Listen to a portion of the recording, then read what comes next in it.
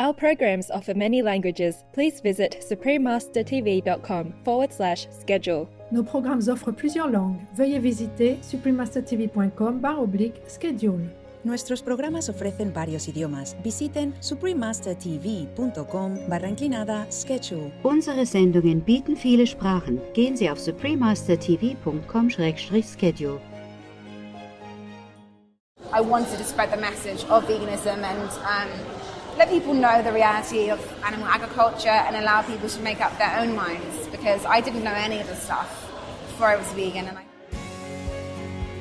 A Journey to Veganism with Selene Nelson, Part 1 of 2. Continue watching to find out more.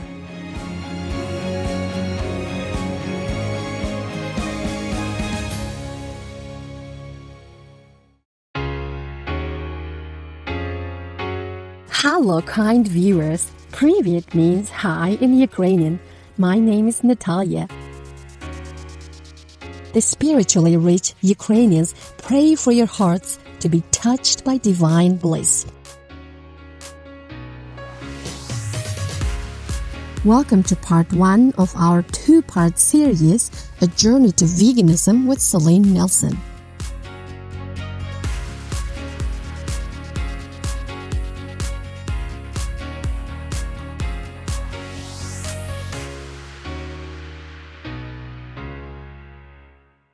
Selene Nelson is an author, freelance journalist, and vegan activist. Her latest book, Yes, Vegan, is a well-written guide on how and why to go vegan.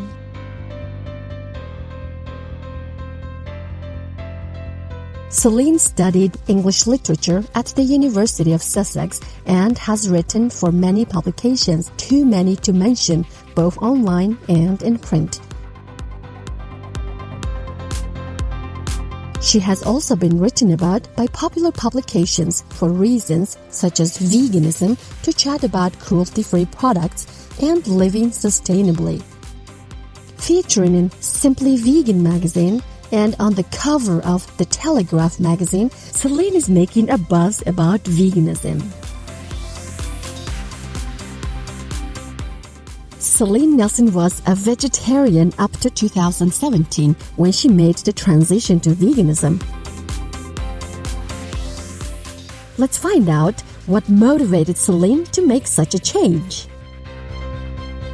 What motivated me to become vegan was my love for animals, first and foremost. I was already vegetarian when I went vegan because I'd seen slaughterhouse footage and I thought I just don't want any part of that. But it's very easy to look away from the dairy industry and the egg industry.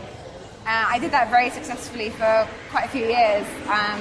But it got to the point where I couldn't look away anymore, and I confronted the reality of these industries. And once you see the footage and you're aware of kind of how awful it is, I realized I would be just a real hypocrite if I decided dairy cows didn't matter in the same way I thought, beef cows did. So it was just a decision I felt compelled to make. Celine credits the delicious and healthy plant-based meat and cheese substitutes for helping her get into veganism. And I know for me it was seeing photos and videos of plant-based food on Twitter and Instagram that made me realize that maybe I could entertain the idea of moving down to a more plant-based way of living. And before, I'd always felt that I was too much of a foodie to go vegan. I could never give up cheese. I couldn't imagine a life without cheese. I didn't want to. And when I saw photos of big creamy bowls of pasta or decadent slices of cheesecake or juicy burgers, it made me realize that vegan food wasn't just lentils and kale and quinoa. It was way more varied than I ever gave it credit for. And that was the first step that made me begin to look into it with a more positive outlook.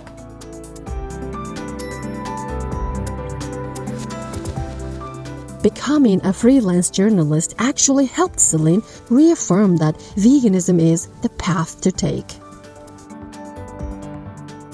Celine shared with us what prompted her to make this brave decision to leave the security and benefits of a monthly salary and dive into the unknown life of a freelance writer. What compelled me to quit my job was just wanting to have some autonomy over what I wrote. I was writing for a marketing company, so I was doing copywriting. And I wanted to write about things I really cared about. And it wasn't veganism at that point because I wasn't vegan. I wanted to travel and just experience life. And it was that travel experience that made me become vegan. And as soon as I did, I felt like I wanted to spread the message of veganism and let people know the reality of animal agriculture and allow people to make up their own minds, because I didn't know any of the stuff before I was vegan, and I think if I had that information I would have made the switch sooner. So I kind of felt it was my duty or my calling, as cheesy as that might sound, to actually use my journalism to spread that message. Wondrous viewers, we'll be right back after this short message. Please stay tuned to Supreme Master Television.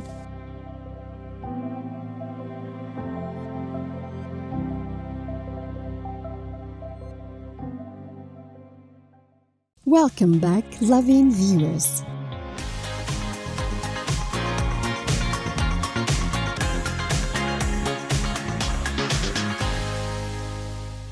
Celine decided to travel and write, and started globetrotting with a focus on the presence and growth of veganism.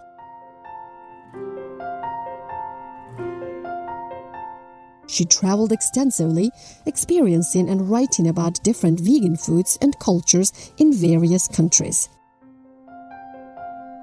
She highlights the place which impressed her the most.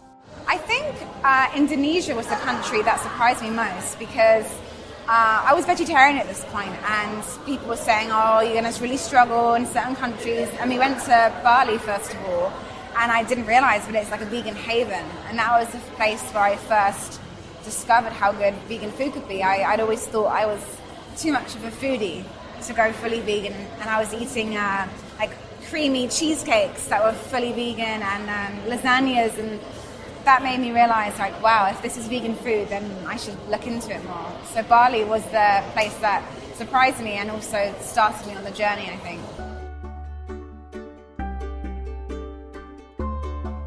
Selene Nelson had embarked on an exciting vegan journey around the world.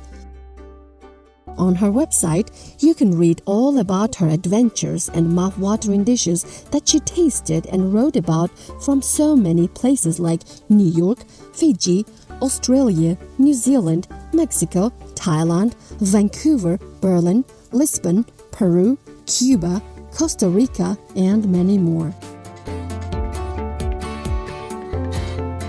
We were curious about how long Celine stays in one city to do the required research for each article that she writes.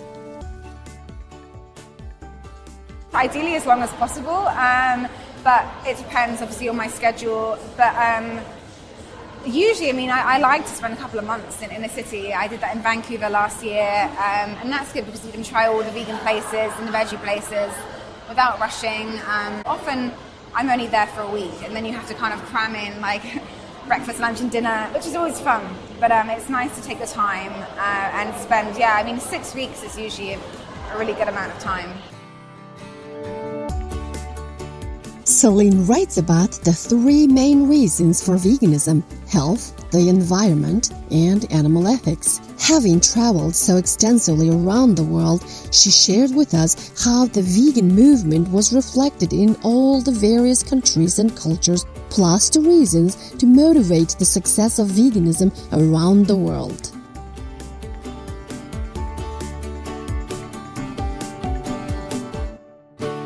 I think definitely in the UK and the US there's been a strong interest in the health side of it, particularly recently. You have documentaries like The Game Changers on Netflix that are really popular, and getting people to understand that a vegan diet is not only healthy, it can actually be the best diet for you. And as well, I think with that, they've got a lot of athletes in there, and people are realizing you don't have to have meat to be strong and be like muscly. So definitely in the West, the health side's really been a big focus. I think also the environment as well, the current climate, discussion about the environment is very topical. You've got people like Greta Thunberg, promoting the vegan diet, and I think increasingly that is something that, again, in the West is things people are very interested in. I think the animal side is something people often want to steer away from because it's just not nice to look.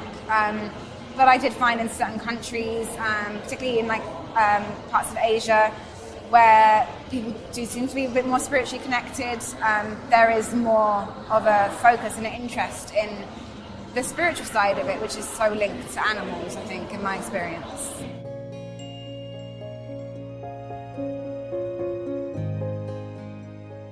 What a keen observation about the link between spirituality and veganism. Regardless of why people have gravitated to a vegan lifestyle, the decision to become a vegan is always going to lead to spiritual elevation.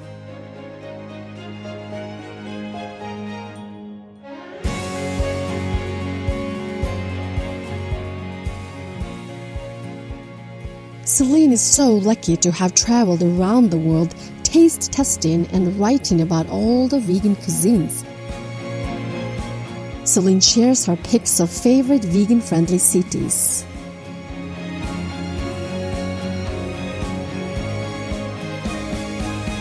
The cities I would pick to stay in would probably be Los Angeles, because the vegan food there is just second to none. They have so many choices, and I went there before I was vegan, and I was vegetarian. I remember thinking, why is everything vegan here? But it's just really nice to have that be the norm in so many parts. I think it goes hand in hand with the kind of health and fitness and outdoors lifestyle there. So I do love the food there.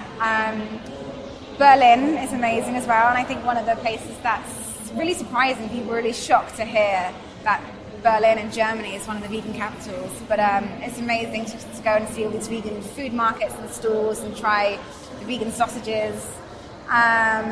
New York as well is really good. They've got so many variety of restaurants, like the junk food ones, amazing kind of fine dining food. So yeah, that's really good. And Barcelona actually is one that's, I think, really up and coming, and it's nice to have the tapas and actually realise you can do that on a plant-based diet.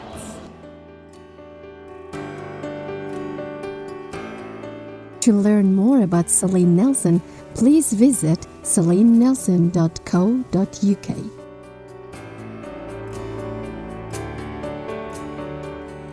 Intelligent viewers, it has been a pleasure to have your company for today's program.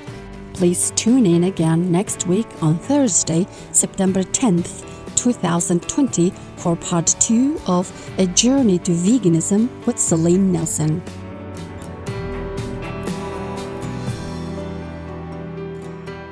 Coming up next is Who Could Actually Be Redeemed? Part 9 of 11 on Between Master and Disciples, right after Noteworthy News.